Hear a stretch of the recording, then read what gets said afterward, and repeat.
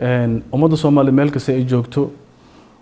waxyaabaha ugu culayska badan caawa ka fikirayaan meel kastaan leeyahay ma aha kaliya magaalada Muqdisho ee meelaha dhibka badan waxa u muuqato dareen waxa ku jira dhamaantood marka su'aasha u horeysa ku weydiinaya waa amniga maskaxdooda ku jira habeenka markay jirtaan bay ka fikiraan subaxdii bay ku soo toosaan ummad ku jiri karta 40 sano dil iyo dhac iyo boob ma jirto way daaleen heer waxay marayaan dad badan oo qoryaha watay qoryaha intay qaadan ayaga iska burburin cid ku qasbaysa aysan jirin waa lagu daalay amniga marka muhiimad qaas ummad Soomaaliyeed u leeyahay ayadu waxyaabaha qaladaadka dhaca waxa ay kamid tahay hay'adihii kaabilaha amniga oo aan laga shaqaysin musuqmaasuq xoogan oo burburiyay jiritaankii kaabiyaashii qaranka ee suurgalka dhigi lahaa amniga inuu adkaado amniga runtaantii oo dhabta waxa ku imaan karaa ciidanka nooc kasta oo ahaadaba in dhismihiisa la wanaajiyo gaar xuquuqdooda meel la saaro bisha haba yaraatee هذا جروج هذا وسكمل جروج إسلامي ده كراو كجرا سوما حروري حاسب بوليه وارد بوليه واحد بوليه وحال راورها نكانوا هواي يراته واحد وقطش تو ناس هيك سدو على رجالنا شافوا كفر يستعرقنا شنسي جبريل ذلك سوتشله شلو أديكو كسبين إنا جد كنا باتوتال ثمالي وجهي سيدي ثمالي وجهي سيدي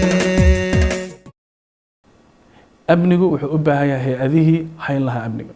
وحن ولا جيدا هذه قرصور كقرنك أو دبلون ولا يو هي هذه سورجل كديج لها أبنيجو نجرو أي كمية عيدنك أما أنا عيدنك حق دولك الصومالية أما عيدنك بوليس أما عيدنا بالسجودة أو أدمودو دباتوين عن عادي إنه كل عين بشاركوا ذا لبحين درجوين كذا لو عياري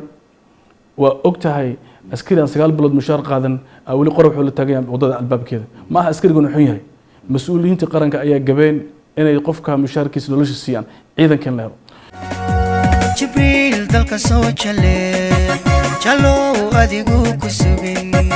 إنا جد كنا باتوتال ثمالي وجهي سيدي ثمالي وجهي سيدي أمنيك وحقيبك شعبك أنا قد يكون نقول عوا وياي دولة هذا جرتو أمنيك يشعبك على كلا صار وحيابان قرشين وحا كميد إن أمنيك قيب كنقدان إن لا صوبنيك واحد جرو لقى قيب قليو ددكي إن الله سور قليو إن لو دفاع قضبك قدام بايو أول اللي وهاي ومدي الصومال مركب ودن كورينا أركي وحي تدت بدنا الصومالية أيا دبات لو جيس مع أمنيك تدبوا حل أرجع حصل لقول الماما أيقون هين ولا سكحرتها تدبوا هنتيدو لقول حوجا إذا لهين ووحيابه بري دولدين صار ضعف marka waxa ii muuqato qodobada hadda aan ku sheego ayaa asaas walaal saddexda ugu muhiimsan waa saddexda in la helo ciidankii tayeysan oo dib loo abuuro oo amniga suurgal ka dhigo in dhaqaale lagu hayn lahaa amniga la haayo iyo qodobka saddexaad waa in shacabka Soomaaliya qayb ka noqdaan marka in labadii la isku xiro oo amniga dib u soo nooleeyno waa waxyaabaha ugu waaweyn aad u dhalisanahay laakiin qorshe cad